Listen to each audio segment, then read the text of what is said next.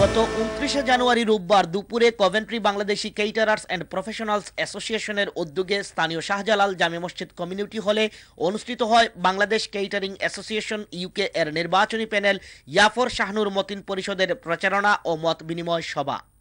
Coventry community ব্যক্তিত্ব অনরুদ্দিন জাহিদের পরিচালনায় ও বিসিপিএ chairman রইস আলীর সভাপতিত্বে অনুষ্ঠিত এ সভায় স্থানীয় বিশিষ্ট ব্যক্তিবর্গ ছাড়াও যুক্তরাজ্যের বিভিন্ন শহর হতে আসা বিশিষ্ট ব্যবসায়ীরা উপস্থিত ছিলেন।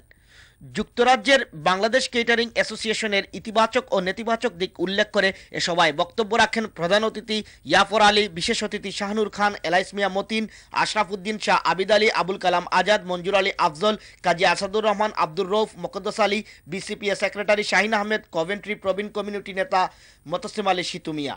প্রধান অতিথি তার বক্তব্যে বিসিএ ইউকের আগত নির্বাচনে বিজয়ী হলে কারি ইন্ডাস্ট্রিজের সকল ব্যবসায়ী ও কর্মচারীদের দীর্ঘদিনের ঝুলে থাকা দাবিগুলো অনতিবিলম্বে বাস্তবায়ন করার আশ্বাস প্রদান করেন। উল্লেখ্য, বিসিএ ইউকের আগামী নির্বাচনকে কেন্দ্র করে অপর একটি প্রতিদ্বন্দ্বী প্যানেল পাশা মুনিম মালেক প্যানেলও তাদের জয়ের লক্ষ্যে অনুরূপ প্রচারণার কাজ চালিয়ে যাচ্ছেন। Wasiuddin Talukdar, Raihan, ATN Bangla news, Coventry.